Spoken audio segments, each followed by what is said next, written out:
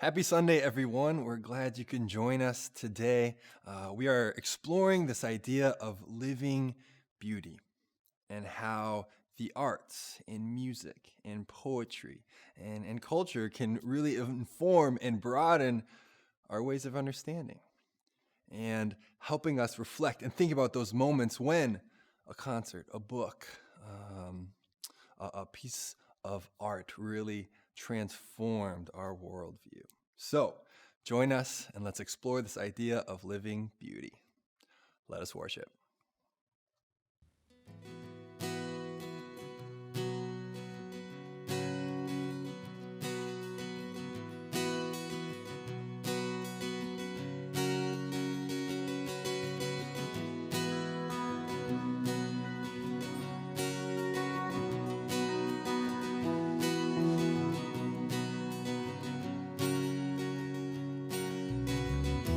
You belong among the wildflowers.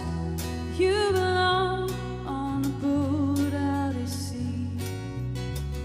Sail away, kill off the hours. You belong somewhere you feel free.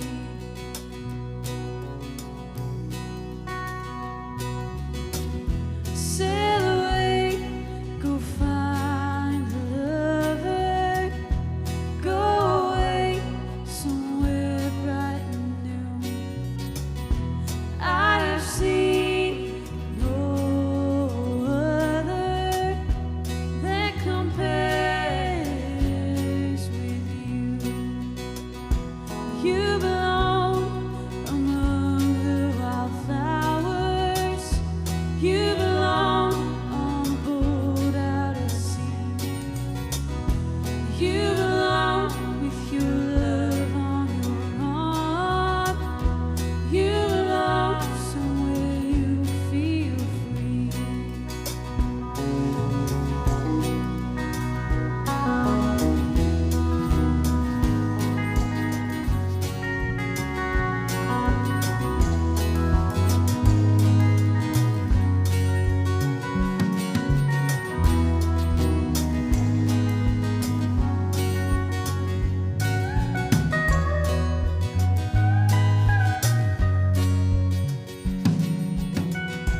Run away, go find a lover.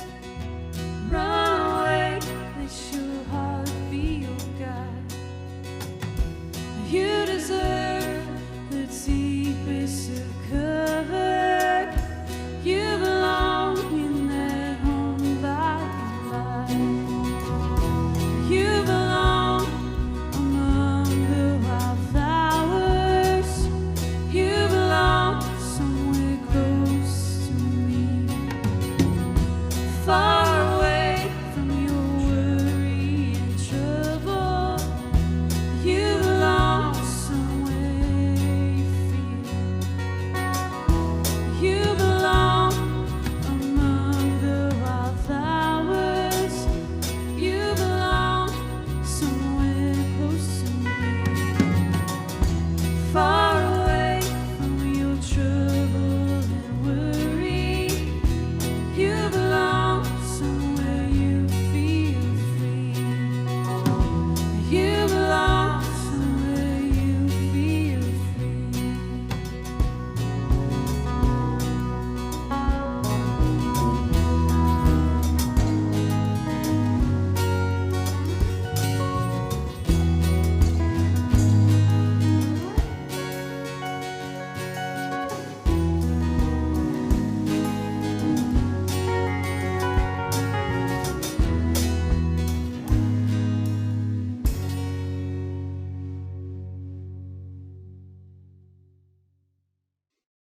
Okay, so I'm gonna be honest. I'm a very practical and pragmatic person, and the arts and poetry doesn't necessarily resonate with me automatically. It's not my natural language. But that doesn't mean I can't respect and value and appreciate the depth it brings to life. Honestly, folks and friends I know who are great writers, who can do spoken word, who are really musical or artistic. It blows me away, their talent and this next level of communicating, because it doesn't come naturally to me. I'm definitely one of those people who enjoys the Minneapolis Institute of Art over the Walker because I like my art to look like something I recognize. And again, that's not to say there's not a lot of talent at the Walker. So what do I do with that? Honestly, I still try to participate. I still tried to hear poems and visit art museums because it's exercising a muscle that needs strengthening, because it opens my eyes. And so right now, I have a poem that might help us think about love in a different way, in a fresh way. And in honor of Asian American and Pacific Islander Heritage Month, this is by Ed Bok Lee, who is a poet and playwright who was raised in South Korea, North Dakota, and Minnesota. His plays have been seen at the Guthrie Theater as well as all around the country, and he's currently an associate professor at Metro State University. This is called Water in Love.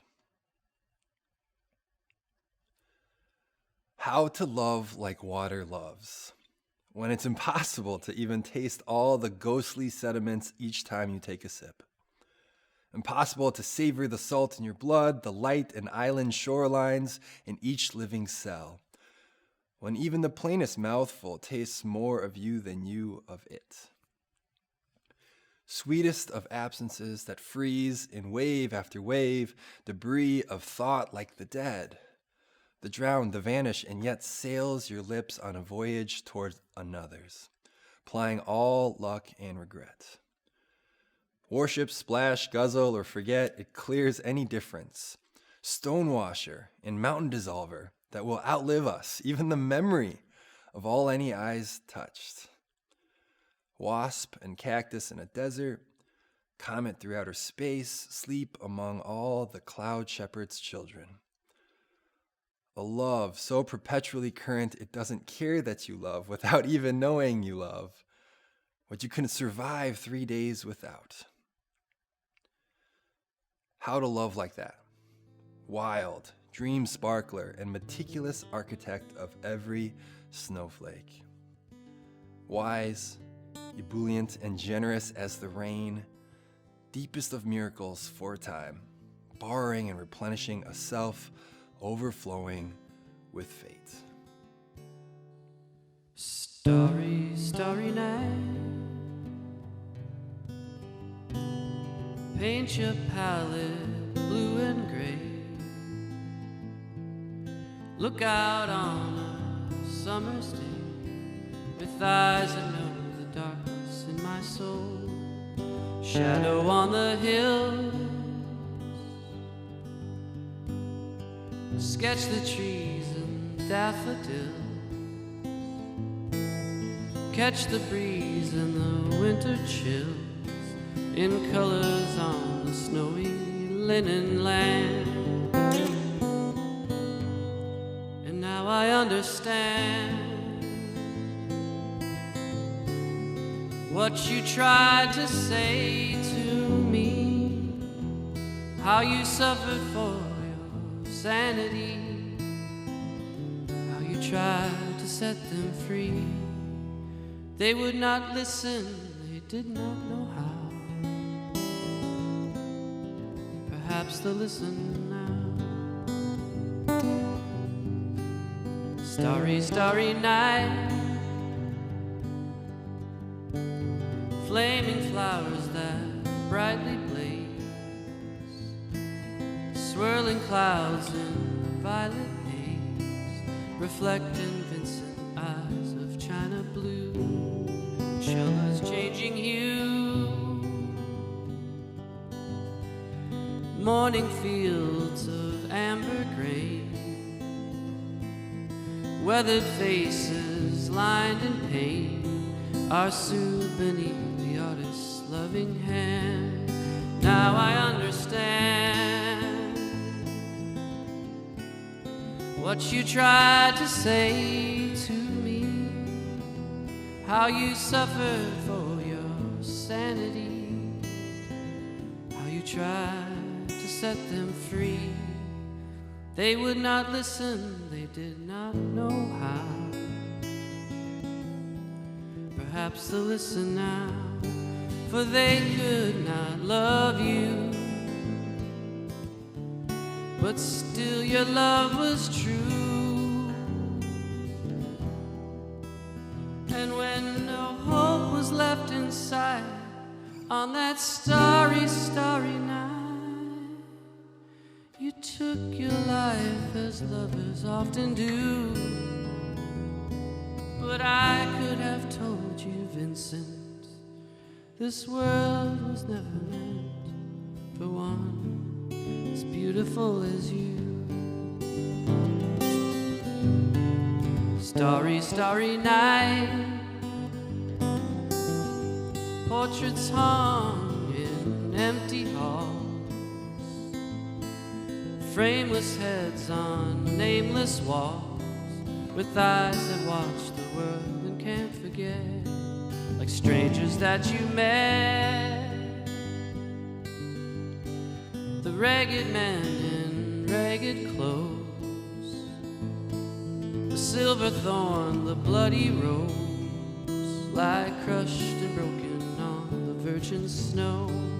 And now I think I know what you tried to say to me, how you suffered for your sanity, how you tried to set them free. They would not listen, they're not listening still. Perhaps they never will. Well, good morning, or good afternoon, or whenever it is that you are watching this. I'm Sarah, and I'm one of the ministers here in our community. I'm so glad to be with you. Over these last number of weeks, we've been exploring some of the distinctives of our community, both historically, some of who we've been, and some of the distinctives that we hope will continue to shape us moving forward. It's under this title and auspice of how to breathe.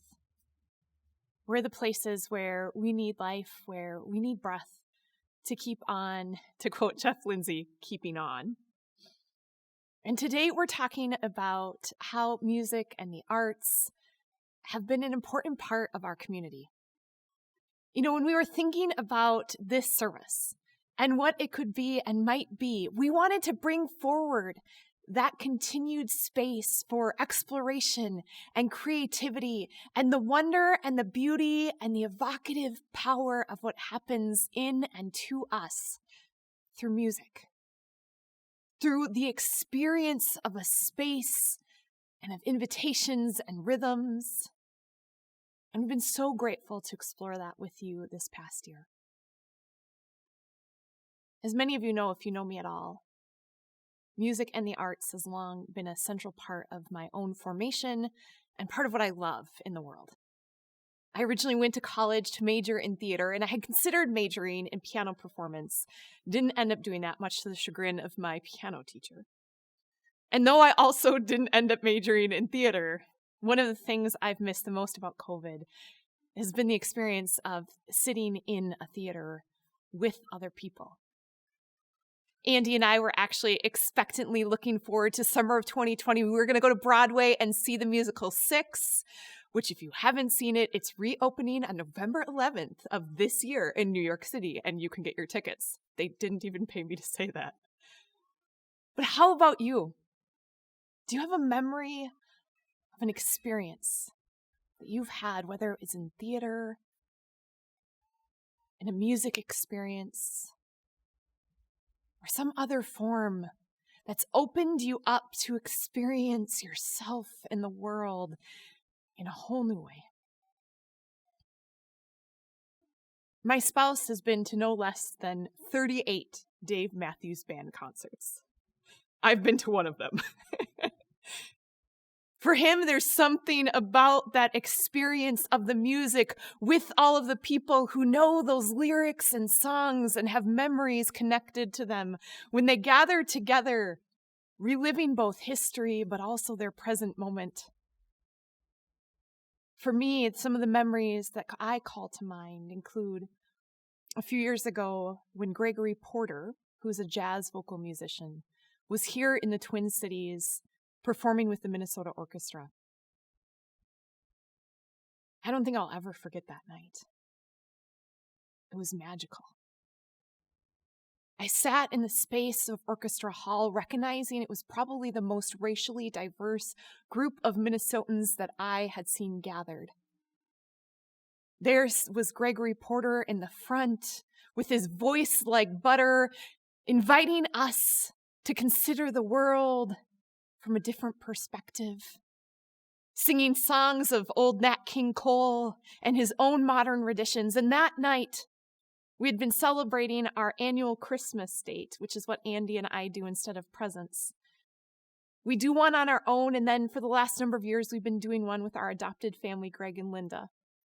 And that night, we had gone out for steak, and it was a special time at Murray's, the first time I had ever been there. And then here we are at this concert, and I'm 9 weeks pregnant, and everything is just magical and wonderful, and I'll never forget the way that I felt as I looked around that room with the last echoes of the music floating in the air and the lights twinkled, and I just knew I was alive and I was grateful. How about you? What are your memories or the moments of experience, of music, of the arts that have opened you up in new ways? The reason that we have made the decisions we have about music in this space is in part because of a deep awareness and a desire to recognize that the music we listen to and the songs that we sing, they form us. This hasn't been undertaken with just kind of light frivolity, but with a deep sense of wanting us to explore together what it means to be Christian in our time. What it means to embody faith that isn't removed from the rest of our lives, but is rooted deeply in it. It's my hope and prayer personally that for you, as you hear songs like Bittersweet Symphony, the next time that you sing it, you think about it differently. You engage with that song connected to the invitation last week that Christian issued to us to think about the whole of our lives and the way that God is inviting us to become different types of people and to sing songs that say, yes, life is a bittersweet symphony. And there is beauty and life in the midst of all of that. And who is God calling me to be in that space? I was so grateful a few weeks ago. I was able to have a conversation with Christian, the Christian who's actually been playing bass for us, Christian Ankrum. And we talked at length about the ways in which in our music we often reach for worlds. As a worship leader, both in this context, but in another faith community in the Twin Cities, we were talking about our own wrestling with the words and the language that has often been part of Christian worship music.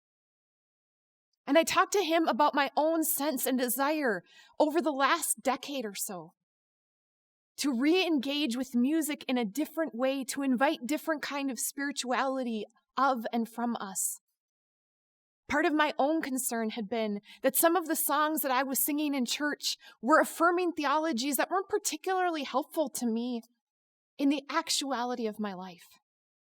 One of the ways I like to talk about some of the songs is I would sing songs like, "My God's bigger than your God," and kick your God and beat them up. Or these songs where I'm singing about God in ways that I'm not actually living. And yet I'd find myself singing these other songs, wrestling with these themes like Peter Gabriel's "I Grieve," knowing in my bones what that kind of grief felt like. And for me, God was present in that. Because that music opened up something to me. So how about you? Where have you been opened up? Where beyond your rational brain's thinking has the arts shown you a different way to see the world? For some of us, maybe it was through seeing the musical Hamilton. imagining the America that our founders dreamed of, but even one beyond it, one in which indeed America was always supposed to be for all of us, where kids who've known trauma and pain could wrestle with founding a country, saying we want freedom, inviting us to wrestle with those legacies in our own lives. For me, I remember when I was 16 years old at my very first musical that was here in Minnesota, sitting in the very back row because it's all I could afford for Beauty and the Beast. And I remember crying in the back, thinking, I hope someday I will know love like that. Beauty and the Beast, you know? How about you? Whether it's poetry, the symphony, a rock concert, time spent around a fire, poetry that opens us up to see the world anew, like Andrew shared earlier. That's part of the sense of wanting to live thanks, wanting to be a people who are opened to not just think with our minds, but to be open to new worlds through the arts and the experience. In the book of Chronicles, it talks about the story of a people who had been nomads in a land. They had been journeying around with God's presence, the Ark of the Covenant. And they came to a point where they had a tent that they were able to locate it in, a symbol to them of some more permanence for their dwelling, both for God and for themselves. And over time, these people built a temple, and then they built another one. And they kept constructing these spaces where they would be encountered and they could encounter God. There is a power in this passage about a people who are then singing songs of thanks and living thanks in a new way, because I think for them, imagine you'd been a nomad and suddenly you find yourself rooted in a little bit more. But by the time we get to Jesus in the New Testament, early in his work and ministry, he encounters a woman at the well. And instead of reinscribing that the way to meet God and to know God is located in temples, he breaks that down. While acknowledging the importance of sacred space that has been marked, he reminds us that at times when we think the boundaries and locations only exist inside of church buildings and walls, that when that happens, we can lose sight of the power of how God shows up. In his conversation with her, Jesus says to the woman, although your ancestors worshipped on this mountain and mine on this, I'm telling you the time is now when the true worshipers will worship in spirit and in truth. That means the truth and the beauty of how God shows up in the world can be located in concert halls, in the midst of the wind as it echoes through the trees, in the midst of poets who wrestle with the things of life and pain and beauty. And we are opened in a new way. My hope and prayer for us is that we will be a people who continue to seek this beauty, to let ourselves be disrupted by arts, to experience things, and to pay attention to how that experience itself opens us up to God and to each other and to the world in a new way. So I'm deeply of the belief that when we allow those parts of ourselves to be opened, when we take off our shoes and walk through the grass and wonder, we're able to see the world, ourselves and God and one another anew. This is probably why, for so many, the poetry of Mary Oliver has resonated. It's poetry rooted in wonder. It's why for some of you, you love symphonies, or some of you, you long for the nights by a fire with an LP playing and a glass of whiskey in your hand. Might we be a people who keep being opened to these experiences of wonder and of beauty? This last week, I had the opportunity to spend some time working on my dissertation. Two of the theologians that I'm wrestling with are named Dietrich Bonhoeffer and Dorothy Zola. Dietrich Bonhoeffer wrestles with what does it mean to be Christian in a world that has come of age, where some of the old language and paradigms, where theology that's rooted in us knowing everything has failed us. He invites us to say, what does it mean to live before God and the world then in honesty as people who follow Christ? Dorothy Zola then, in her own way, a German Christian who survived World War II, had an awakening when she realized that Anne Frank had been born the same year that she was, but died during the war. And she wrestles with what does it mean to experience God a new way? And she, in the midst of community, she wrote poems that were prayers. And likewise, I wonder for us, whether it's songs like we'll sing today from Tom Petty and John Denver, whether it's poetry, whether it's arts, how might these be new languages of life for us that we affirm and look for and wonder at the God who is present in all things, inviting us into life, that we might then live differently, not with our hands closed, seeking certainty and surety of everything we already believe, but with our hands open, living thanks for the God whose beauty is everywhere and all around us and in us, if we will but pause and wonder at the music of the Spirit that reverberates in all creation. Might we live thanks together and write and sing songs of praise in this time and in this place. I'm really glad that you joined us this hour for the alternative service. What a thought-provoking time we've had together. And some of the thinking you've been doing, you haven't even realized the intentionality behind what we've done and how we've created this space. Of course, Sara, in her sermon from Chronicles and her sharing about how music has touched her life and created and encouraged her imagination in so many ways. Andrew shared as he began the service, a piece of poetry that captured his heart and sent his mind in a direction. But as Sara even talked about in her sermon, the music that our wonderful musicians shared in creating a space of worship, thought-provoking, mind-altering, mind-expanding, heart-expanding.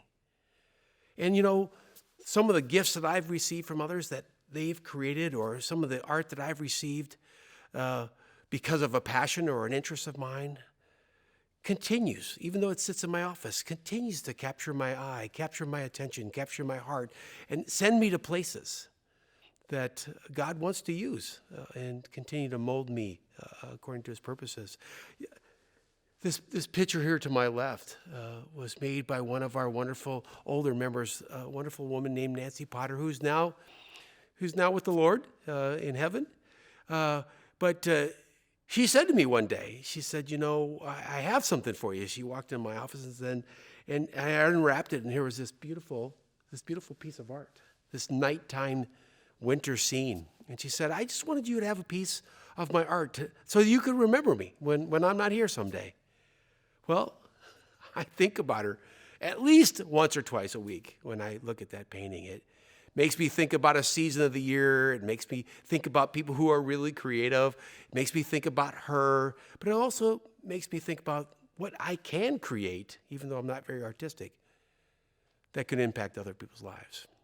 The larger picture that you'll notice is a gift to me in terms of it's on loan to me from a friend of mine who has a series of pictures, especially African art. And his house is set up in such a way that he doesn't have a place to display them. So I've had it for several years. So it's kind of mine. I hope he doesn't ask for it back. But it has the continent of Africa, and then it has these beautiful little African children. I've had the privilege when I was the missions pastor to be on the continent of Africa over a dozen times in a variety of countries.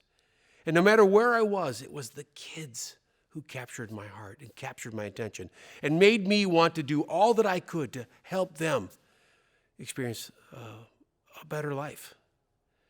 And so when I look at that painting, it takes me back to those days where I was on continent and those relationships that I built and the way that they are forever in my heart and mind. These images, these gifts, this art does that for us. And so, my friends, as we head back into the world, as we exhale back into the world, look for those places of creation that inspire you and encourage you, capture your heart and mind. And think about the ways that you can create that for others. God in us, us in others. Blessings.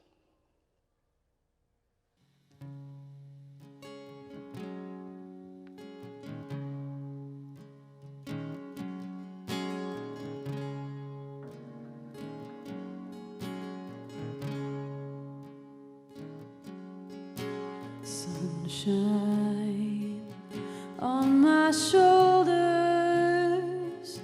makes me happy.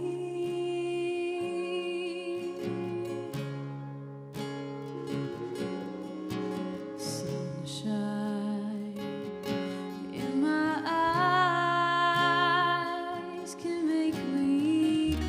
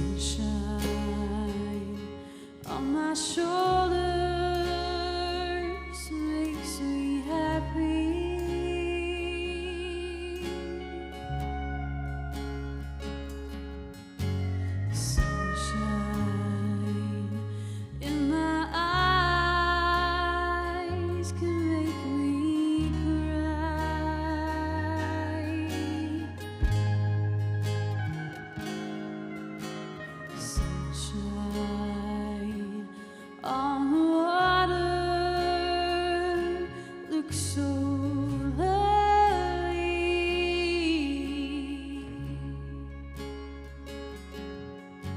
Sunshine almost always makes me high.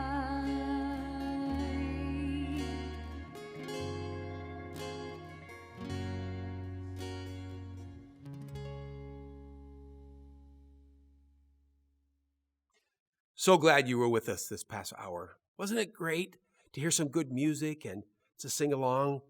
Thanks to Sara for that inspirational word about arts and creativity and how we learn and grow through them, but also how we can offer that to others.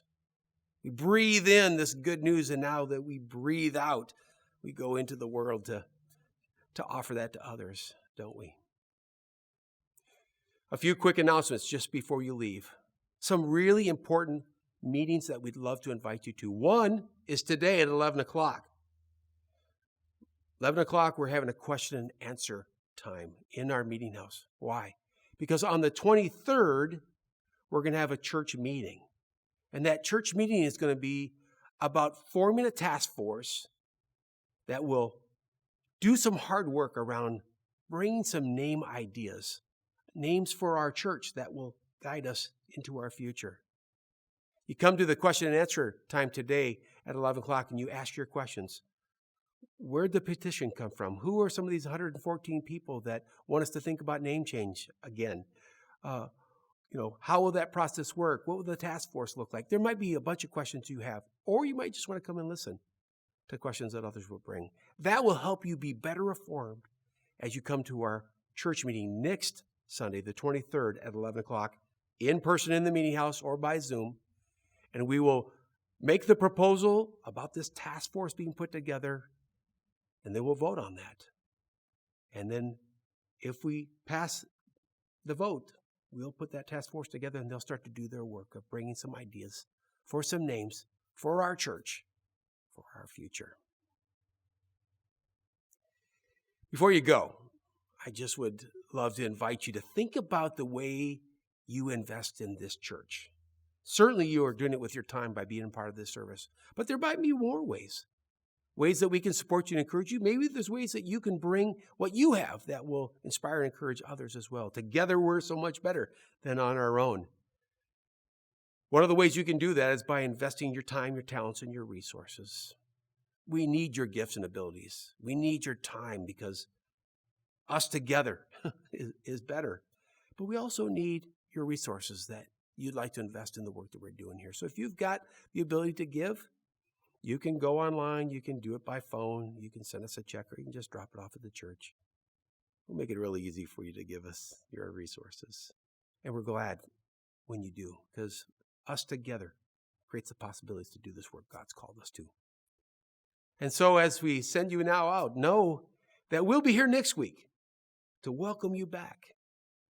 Know that God is going to be with you throughout the week, going before you, leading the way.